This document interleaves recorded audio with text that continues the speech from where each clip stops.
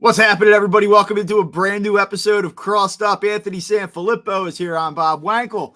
It's a special holiday edition of Crossed Up. It's a special Aaron Nola resigns edition of Crossed Up. It's been a little bit, Anthony, probably about 2 weeks since we last talked. Glad to be here and doing this today and doing it off the heels of some good news, man.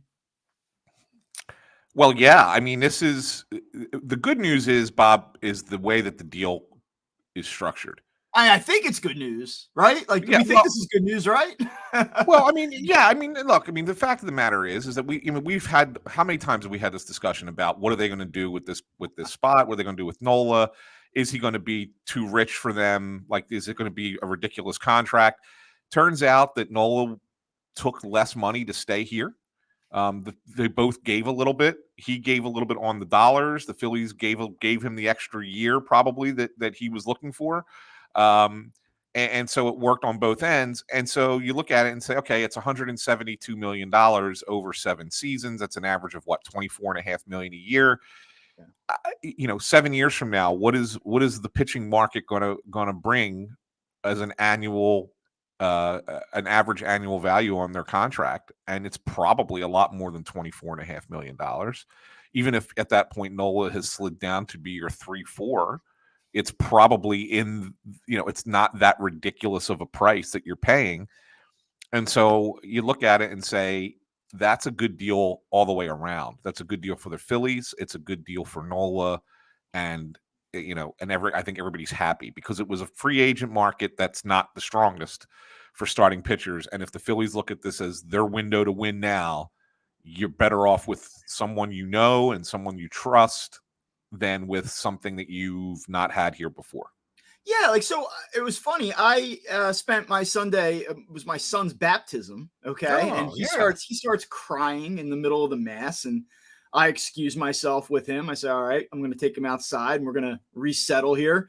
So I go out, and I put him in the car, and we're hanging out for a couple minutes, and my phone goes off, and it's the Aaron Nola news. And I said, oh, how about that? And so I'm in the middle of this baptism. I'm out in the parking lot of the church with my kid, and I'm starting to think through, like, Aaron Nola. I'm like, what a time to be thinking about Aaron Nola right now, right? And, it's sort of like, I don't want to say it's mixed, because I think my overall sense is that this is a good deal, and I think it's a good deal for what you just mentioned at the end of your explainer there, which is that they are in a win now mode. I really do believe that for the Phillies, 2024 represents their best chance to win a World Series, other than what just passed. Right. Of course, I really think that this is sort of the year. And it doesn't mean that they can't be good in 25, 26, but they're obviously going to have to grow, and they're going to have to bring in younger pieces if they want this thing to kind of, keep moving forward. But with this core group, these aging guys that are either in their prime or starting to maybe even hit like the back half of the prime, I think that this is it. Mm-hmm. And if you don't bring back Aaron Nola, I don't know how you capitalize on the moment. I don't know how you maximize the return of 2024. And if you work through this, like, they weren't going to do Snell. I do believe that there were some people, including some players, that would have liked to have seen Blake Snell in Philadelphia. But I don't think from an organizational perspective that was realistic. Right.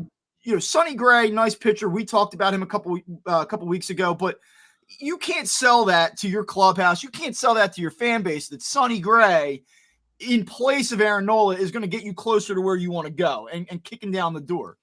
So to me, the best way to get to where you want to go is to not lose that key part in Aaron Nola, a guy that wants to be here, a guy that's well-liked in the clubhouse, a guy that, there's a really good relationship here. Yeah. So I think that you had to, in some ways, do this deal. And I don't want to say that the Phillies were prisoners in this scenario. They weren't. They could have, been flexible. They could have been adaptable. But I really believe that if you want to go win a World Series next year, he was probably your best choice for myriad factors. So because of that, you go 7 years. Because of that, you go 25 a year. And because of that, you kind of hold your breath and you hope that the Aaron Nola you saw at the end of the season and in the postseason is the guy that you're going to get. And that guy that we saw for those first 27 starts this year, that's sort of in the rear view, that he sort of figured it out. Because I'll tell you what, everyone's celebrating this contract today, myself included. I like the deal. I'm on the record. We can play it back in a couple weeks, or I'm sorry, a couple years if it's a disaster. I like it. I'm glad they did it. But man, keep in mind, everyone bitched about this guy all season and every season. It's, same old Aaron Nola, September. See, he can't get it done in the big moments. And I think that he's put that behind him. But if it's more of the same next year, what does this look like when he's 33, 34, 30? I mean, people are going to hate this contract. It's going to become a Ryan Howard contract if he can't be better. It's interesting because I think that this is it's a marriage now, and a long-term marriage, and it's for better or for worse, for lack of a better descriptor. And this can go one of two ways, Bob. It could be exactly what you just said, which is the negative view, or it could be, he becomes a one of the all-time Phillies pitchers. And I think it's more likely that. Like I do, and so I'm flagging the idea that, hey, 7 years, 172. Yeah. He took a hometown discount. He took a little less to stay here. Let's celebrate it. Okay. Yeah. Like I'm down for that right now, but very quickly that can turn very quickly. No, it absolutely can. It absolutely can. And it's one of those things where it's going to be, look, there's going to be games where that happens. There's going to be games, I think, where Nola has a bad game and everybody's going to be like, here we go again. But I also think there's going to be the games where he really pitches well and it just goes under the radar because that's also Aaron Nola, right? And so the louder voices are always going to be the what I think are the minority voices. But at the same time, I get it. I mean, 2023 was not a good regular season for Aaron Nola. But even at you take 2023 in totality, in comparison to base pitchers in baseball, it was better than average. No, which is ridiculous to say because it shouldn't have been, right? If you look at numbers like that, in a vacuum, you say, man, that's a bad season for a pitcher. But in reality, the way 23. But in this case, when you're looking at this amount of years, this amount of money, he's got to be better than slightly better than average. And he does. One of the things that's really interesting now is that Trey Turner and Aaron Nola, in a lot of ways, in my view, had similar seasons. These are really established players that you think are borderline superstars. And they have track records, and they just, for the bulk of the season, didn't do their jobs. Yeah. And then they had just an incredible stretch at a really important time. And for both of them, it didn't end well, but they really got hot. They helped the Phillies get to a win within a win of the World Series. And you're banking on now moving forward that those guys are going to be more like those players you saw in September, at the beginning of October, middle of October, moving forward. Like, I mean, next year and for many years beyond this one, you're talking about $51 million of combined salary. Like, you better hope that both of these guys have sort of put those struggles in the rear view a little bit. I'm not saying that Aaron Nola has to go out and be a multi-time Cy Young Award winner. I'm not saying that Trey Turner's got to be a 3-time MVP to validate what's going on here. But the greater point is that the Phillies have a substantial amount of money invested in players that you're not on day one just going to show up and say, there's no question they're going to deliver. Like, do you know beyond a reasonable doubt that Trey Turner next year is going to be Trey Turner? Do you know that Aaron Nola is going to be more like the guy we saw at the end than the one that we saw for 5 months at the beginning? And then I guess while we're at it, we could throw in Nick Castellanos into that equation too, and his $20 million a year. So it's $70 million invested into 3 guys next year that I think reasonably you can expect to perform. But I can't tell you that, like, I have that same level of confidence the way I do in another guy making $25 million a year in Bryce Harper. But I would argue that Harper is the only player on this team that you have confidence is going to live up to their contract. Well, Wheeler, I guess Zach Wheeler is the other one. Those are the only two. Because Wheeler's got a great contract. I agree with that. I would actually. I know this is ridiculous. I kind of almost. If you're watching on YouTube, you see me smirking as I say this, but I think that it's a pretty safe bet that Kyle Schwarber will live up to his contract. I mean, as long as you're okay with him hitting 207, he's going to hit 40 home runs and walk over 100 times, though. So I'm in on that. I mean, I think that's I think you could probably put that in ink. You know, man, like I want to see that to be. I want to see him be a little bit better. He should be a little bit better. I'm not telling you I said 260, but should he be hitting 205? No, I'd like how about 220. If he can hit 220, 225, yeah, 225. Yeah, you know, I mean that's not great, but with the amount of times as he walks, then that would make me feel a little bit better about it. Yeah. Well, so I guess you know I've tapped around some concerns about this, potential concerns about the contract. Was there something now that it's happened? Because if we were recording today, probably either way, and if we didn't get this news, we'd be talking about, well, what do you think? And, you know, we spoke about this 2 weeks ago, this idea that, do they want him back? Probably, but do they want him back on their terms? Yeah, that's how they're going to do it. They're not going to go highest bidder. And a lot of the talking points around this deal is that Nola probably left something on the table, probably $3 to $4, maybe $5 million a year over the duration of that contract. So did he leave $20 to $30 million in total value out there? That might be true. That might be a little aggressive. Yeah. I'd say maybe 15 over the life of the deal, maybe 20. So the Phillies sort of get what they want out of it. There's a concession, but I still think 172 over 7 is more than they would have wanted to be in, February of last year. If Nola wanted 210, which is what some of the reports suggest, the Phillies were never going to go there. They weren't going to go there this year, or this offseason. But 170, do you feel like that this is a fair deal, both sides? This is the right money, the right amount of years. You can sign off on it for what it's supposed to be. Yeah, I mean, so what it seems like, just from piecing things together, back in February, they offered 5 years, $120 million. And Nola wanted 7 to 10. So you weren't ridiculously off on the year, what you're getting each season. It was a little, I mean, there was a gap, but not a major gap. But you're giving them 2 extra years. Yeah, but the term was where, so it was, not only was he asking for more money, but he was asking for a longer contract. And I think that's where the Phillies have been reluctant to sign pitchers for longer, these kind of lengthy deals, because you don't know with a pitcher's arm. I mean, it's a gamble, right? And there's always the concern that, hey, listen, he's been a workhorse. He's durable, but how many innings can you really put on that arm, before it starts to break down a little bit? And we saw that, at the end of Roy Halladay's career here. He was a durable pitcher for most of his career, and then all of a sudden there was an injury, and then he wasn't anymore, and he went downhill fast. And so things like that, you got to be a little bit concerned about. So heaven forbid, Aaron Nola in year 3 all of a sudden has a shoulder injury or something, and then he can't pitch 200 innings for you anymore. And then you got 4 years of a contract that you're stuck with as an albatross. So, I mean, there are concerns, and and I understand why the Phillies were reluctant. But here's the thing, Bob, and I think this is where where you were trying to take this conversation. So I'll bring it up. I think the Phillies were kind of pushed a little bit. I don't want to say forced, but pushed a little bit to take this gamble by the Atlanta Braves. Yeah.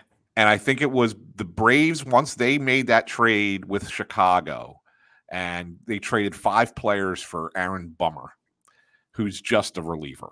I mean, watch. Yeah, he'll turn into a superstar reliever, right?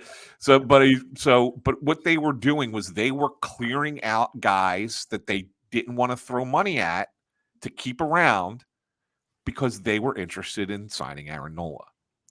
And I would guarantee that the Braves were one of 2 or 3 teams that offered Nola more money, probably in the neighborhood of 185 is what I was thinking, maybe 190, somewhere in that range, I think is probably what those offers were. And I think once the Phillies saw that Atlanta did that, I think that was the impetus to say, let's give them our best offer now. Let's go get it done. Can you imagine that scenario? Even if you're questioning this deal this morning, imagine that scenario. On Wednesday, you're at work, you're getting ready for Thanksgiving, you're all excited, holidays are here, and you get that text alert. Aaron Nola to Braves, 7 years, $193 million. And you're thinking to yourself, All right. Yeah, I know the last 2 years they got him in October, but as I've noted a million times on this show, and I want to talk about this again in a couple minutes, you finished 14 games behind them, and now you just lost your second best pitcher to them.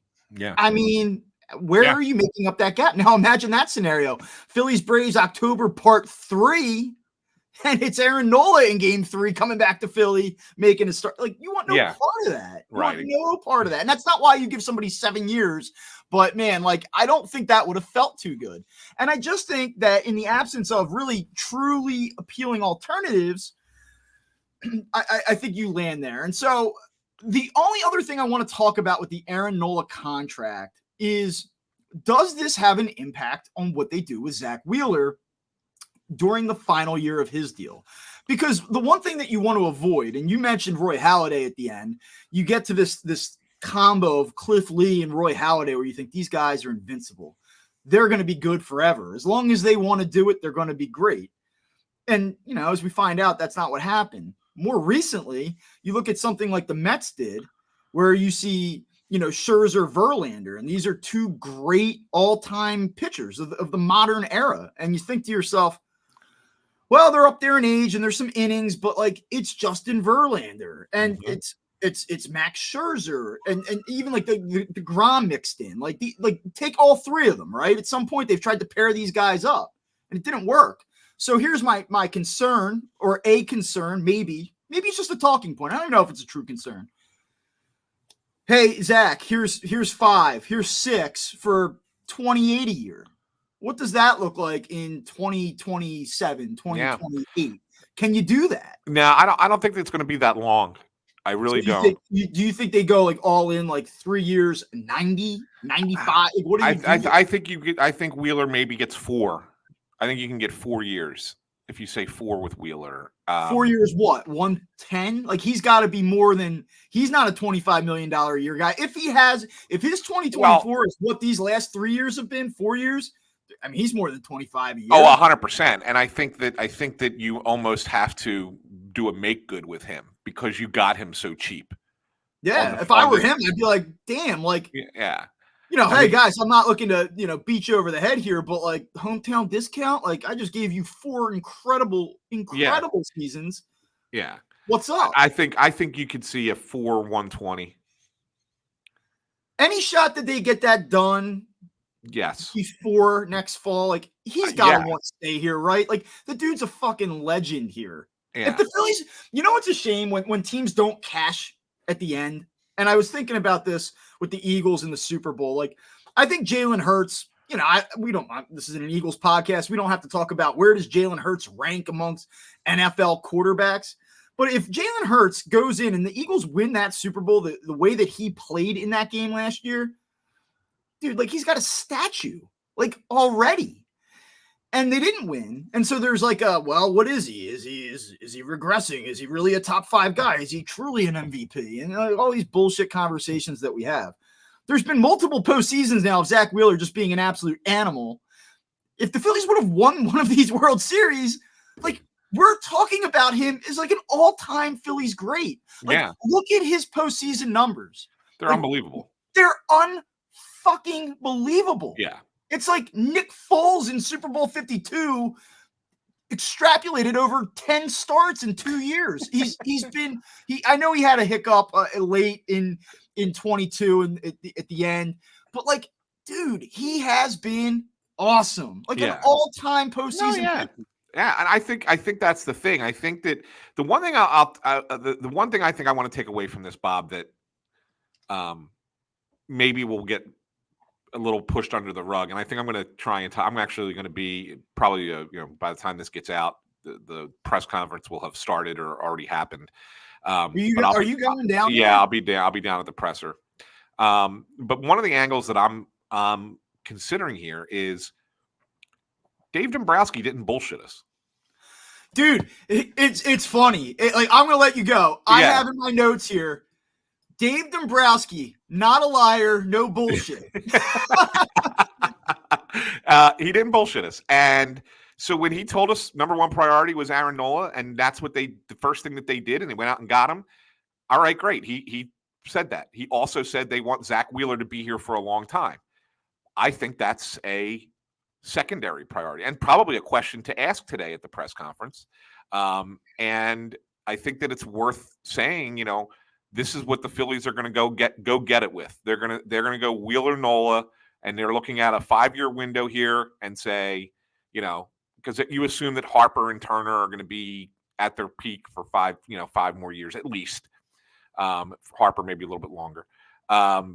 That this is the run that they're going to go with. These two pitchers, these two star players, and yes, you're right. 24 is more important probably than 25, 26, 27 with the core that they have. But they're the top 4 guys, two position players, 2 starting pitchers. They're the 4 that they're going to go try and win this thing with. And I think if 5 years is fair, and you say one more year Wheeler plus 4. If he wants to stay here and wants to be part of it, I think he'd take that, especially at his age. If he was a couple years younger, he'd probably look for the 7 years that Nola is getting. But he's 34, 33, 34. I forget what Wheeler is. But yeah, so I think if you extend him out to like his age 38 season, I think you're fine. So this all, of course, leads to one major question. And there are other things for the Phillies to do, and I don't know if you want to get into that today. We can wait, whatever you want to do. But every time they do something, my immediate question becomes, and I know this is not how we should do sports. Like, one thing I hope that the Phillies fans don't do after this last postseason, and I suspect many will, it's like where we've gotten to with the Sixers. Get back to me in the playoffs. Get back to me in October. Baseball is a friggin' grind. And if you go through 162 and you can't enjoy the walk-offs and the moments and the Johan Rojas debut in center field where he makes a great catch running against the wall, like, if you can't enjoy those things, then it's going to be a miserable experience. But we do know, given where this team's been the last 2 years, that there is an expectation. There's an expectation to make good on what they failed to do this past postseason. And so I would ask you, is this enough? And we know they have other things they have to do, but is this enough in terms of your starting rotation in 2023? Because the Phillies did not go to the World Series. They did not win the division. They were not close to winning the division. Is Zach Wheeler, Aaron Nola, Ranger Suarez, Taijuan Walker, and I guess Christopher Sanchez enough to get you to where you want to go? No. Okay. No. I think that they need another pitcher. For sure. I mean, I think there's other things they need too, but I think that there's another starter that needs to come in here. And I would say that you want to bring in another guy, probably someone further down, a little bit down the line. Look, they're going to be in. I think they're going to be in on the Yamamoto kid. I think that the first, his first conversations start tomorrow. I think is when teams are first allowed to contact him, and it's not going to be easy. Japanese players tend to pick West Coast teams or New York or Boston. I mean, that tends to be the trend in baseball. I mean, there are a few other examples, of other teams, but the Phillies have never really been one of the teams that have been in that mix. I think it's a different era, a different feel with Dombrowski, and then the money that the Phillies are willing to spend on players, and so maybe you can entice a 25-year-old kid to come here. But even if that doesn't work out, I think that the Phillies have to think about getting another pitcher that could slot into that 3-4 spot in this rotation. One of two things to me has to happen. Taijuan Walker either has to be your number 5, competing with Christopher Sanchez for the spot. I think that's the sweet spot. Or that's the scenario. Or you go get another pitcher and you find a way to dump Walker's salary. Well, that would be preferable. I just don't see that. I didn't know that option was on the table. Well, I mean, there might be. I mean, look, there's always teams that are in the middle of a rebuild who need somebody who can throw 175. Dude, and he would be great for that. Right, I'm saying, like, and that's what he is. But is he a pitcher on a championship team? No. It's like Jeremy Hellickson back when the Phillies were going through that transition. Yeah, like, I mean, he's fine. He's fine for a team. Yeah, he's fine for a team that's just getting through a season. And that's what he is. So, like, yeah, I would love to see Walker Walker versus Sanchez in March, assuming that's the more plausible scenario. I think that would be a really nice spot for the Phillies to be in because I as much as I think I can enjoy the daily, I do kind of land more on the side of like, come on, guys, like you want to win it, let's win it. Let's get serious and add a 1C or a number 2 type guy behind Wheeler and Nola, and maybe it is Yamamoto. I mean, maybe that's what they do. One thing what's kind of nice here is that by retaining Nola, they didn't have to go out, sign another high-profile guy, forfeit draft picks. There's none of that. Same thing here. If you were to go after him, there would be no forfeiture of picks. It would cost you a lot of money. Okay. You'd like to think that the Phillies are at a point where, like, I don't like defaulting back to that thing that John Middleton said, whatever it was, 5-6 years ago on Angelo Cataldi's show about like, give me my effing trophy back, or I want my trophy back. It's not that simple, but like, this is where you go. Like, I think if you come in and you bring in one more big arm, I think it's a total game changer, because I don't think they're going to do the hater thing. Although I would tell you, I would love to see somebody that is like an adult that can pitch the ninth, no matter who you're facing in the order. But he's not a multiple inning guy. I don't think he's the right guy for this team. But like, other than that, like, to me, that's where you can make the most significant jump, taking a step forward next year, is going out and getting another stud arm at the top of this thing. Yeah, I agree. And like, I don't think you dismiss the notion of guys like Sonny Gray or Jordan Montgomery even at this point. I wonder still with Gray, just based on what we talked about before with the relationship with Caleb Coffin, goes back to Vanderbilt. Like, I just wonder if there is a situation where Sonny Gray is older. Yeah. Keep in mind, like, he is not won. Yeah. And you say to him, yo, man, you come here, you get to be with your boy, you get to be in a clubhouse full of veterans. You're not going to get as much here as you would elsewhere, but like, you want to take a shot at this thing? Yeah. Maybe you think about that. Like, is there a path where they could convince him that this is the right situation and to leave some money on the table? Yeah, because if you do that, Sonny Gray becomes your 3, Suarez becomes your 4, right? And then it's like that. Someone told me that the battle. Someone told me that there's the big market thing with him in New York is a little bit like overplayed. Yeah. He had a bad run-in with the Yankees, but he's been good everywhere else. But they, in the same breath, said, like, would I want him as like my stopper necessarily in like high pressure games in a big market where everything is scrutinized? No. But the landing point was, but damn, if you could put him behind 2 horses and let him be, then you would really, really like the return on him.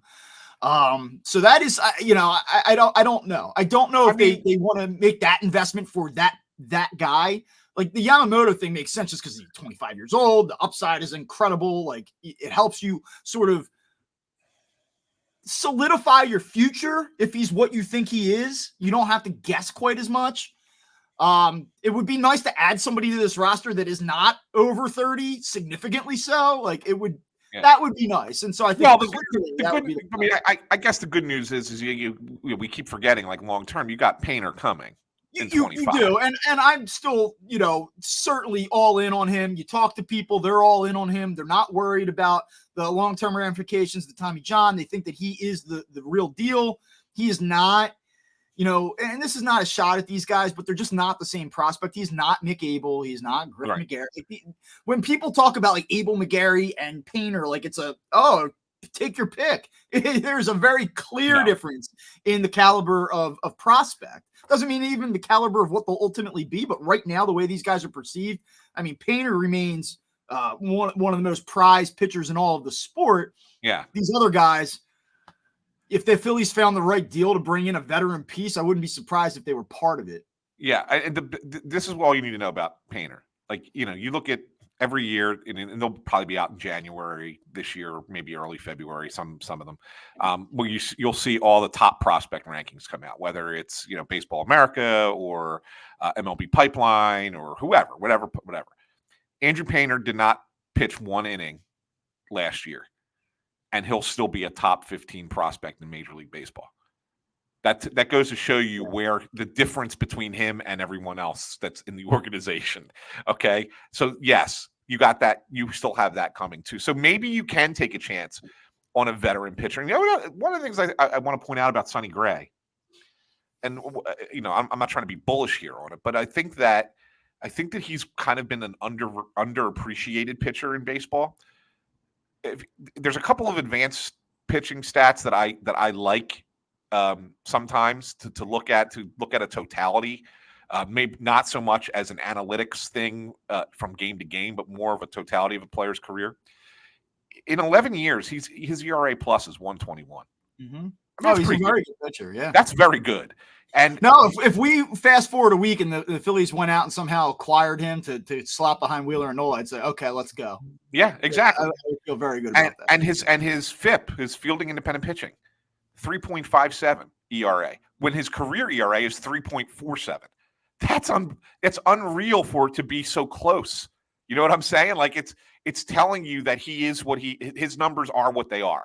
There's nothing that's showing up in his statistics that you're saying, well, that's probably a little bit of an outlier, or he got a little bit lucky. No, he is what he is, right? That's the kind of pitcher that you're getting.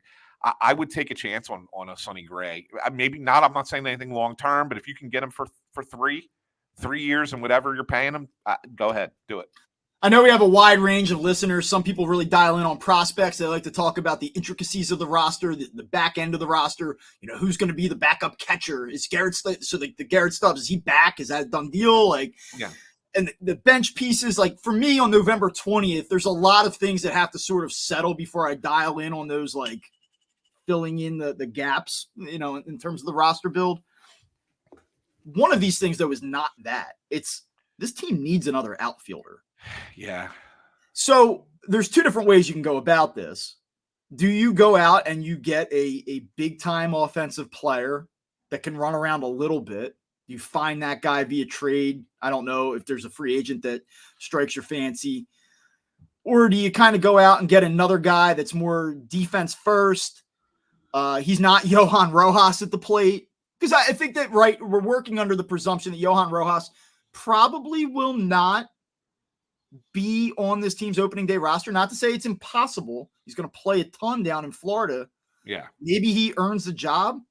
But I think you have to go into this expecting that Johan Rojas can't hit enough to be the everyday center fielder of a team trying to win the World Series. And when he comes up, or if he gets hot, it's like, oh, wow, what a bonus. Yeah. But I just don't think you can come into it like that. And I don't think that Christian Pache is that guy either. So No. I think what you're looking at, Bob, that's probably the most likely scenario. And just for fans that are listening, ignore the David Schoenfeld article from ESPN talking about. I do want to talk about this, though.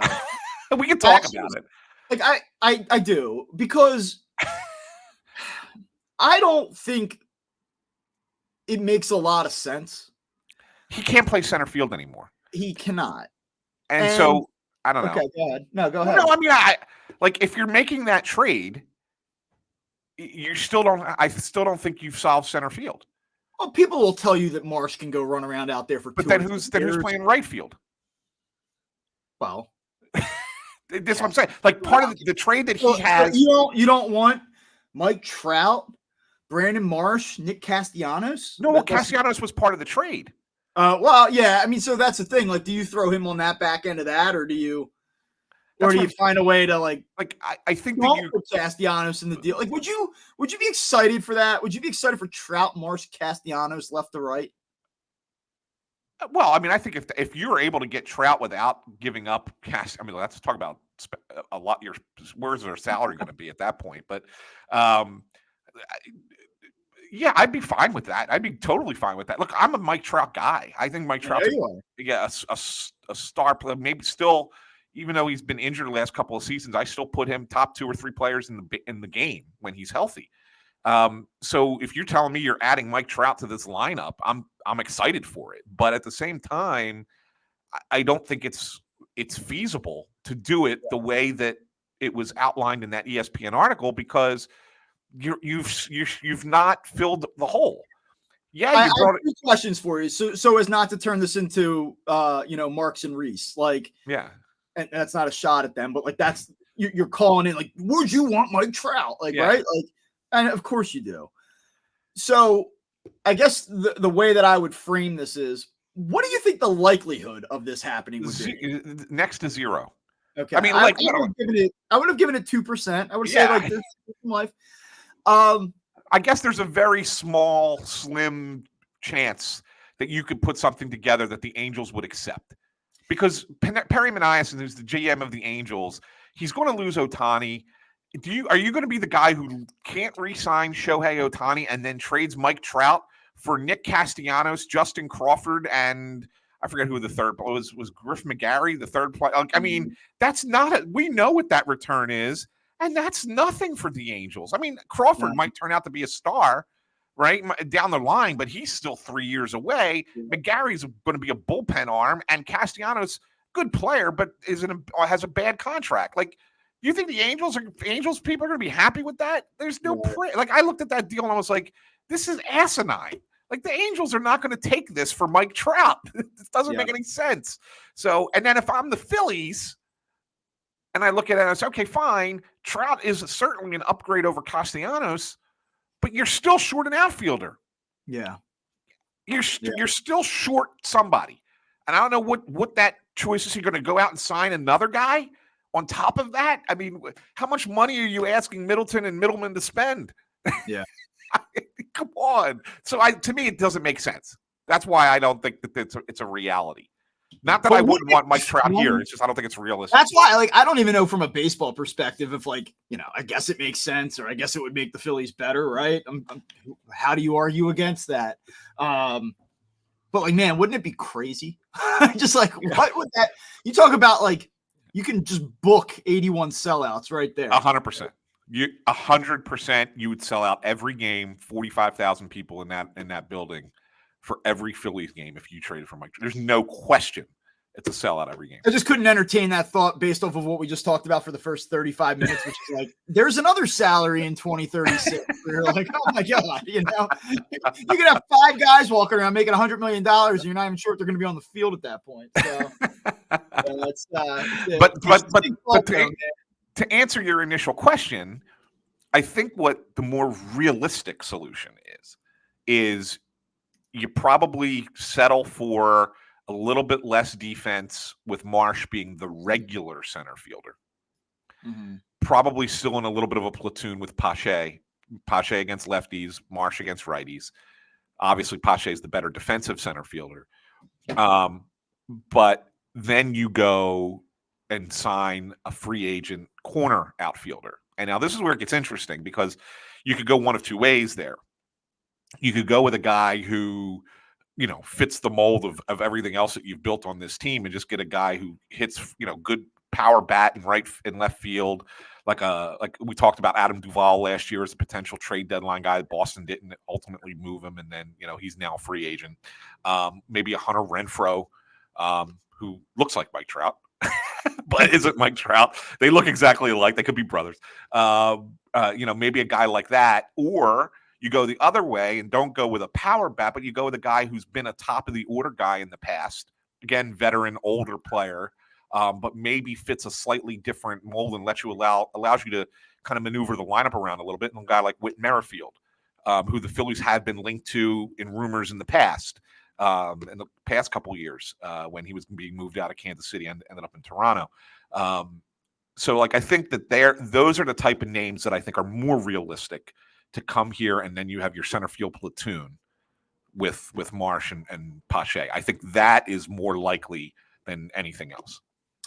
I guess for now we're hitting about 40 minutes here. Is there anything else you want to tap into before we get out of here and sort of reconvene after the next? The only other thing I wanted to add in, Bob, and I don't know because they really haven't talked about it. So I do still think that there's a need for another bullpen arm, a relief pitcher, right-handed relief pitcher. I mean, it's like, how do you replace Craig Kimbrell? Well, you say that it's like half facetious, but half half Yeah. true, right? I mean, look, the guy was really good for them for the most of the regular season. He ran out of gas at the end. I know, Yeah. and guess what? I don't care. No, but the point is that you do still need that arm for the regular season. Like somebody has to be replacing. Is there that guy out there that they can give that 1 year, $10 million Corey Knable contract? That we'll all hate by the end of the year. I'm going to give you a little story. So my initial thought was, who would be a perfect replacement and is a free agent? Hector Neris. Okay. Except I had a conversation with someone, and I'll tell you off air who it was, but I don't want to put them out there publicly. Is this a good time to announce our subscriber or subscription package? If you want the post show conversation, $5.99 a month. No, but I talked with someone who said that gave me some details about Neris's departure from Philadelphia, and how there was some real, I guess, bad feelings on Neris's end. Like he really felt like he did so much for the organization. He was one of those guys that anytime they needed something outside of baseball for fan interaction, charity stuff, whatever, like he was always, I'm willing to do it. I'm always there, blah, blah, blah. And that when he went to Houston, the Phillies offered him $5 million a year. And he said, I've been here all this time. I'm worth more than $5 million. He would have settled for $7 million. He ultimately signed in Houston for $8 million. Okay. They said, no, we're not going more than $5 million. And then that same offseason, they paid Knebel $10 million, Jeurys Familia $6 million, and Brad Hand $6 million. And that's what's crazy. Like even the idea of Hand, I know it didn't really work out, but you're like, okay, like veteran, lefty, like Familia. When the deal was announced, people were like, what on earth? Yeah. And Knebel, like you sort of were like, I guess, 1 year deal, why not? Let's take a shot. But that was $22 million for three guys who were useless. And that was Dombrowski's first year. That wasn't like, this doesn't go back to Klentak, whatever. Like that was Dombrowski's first year.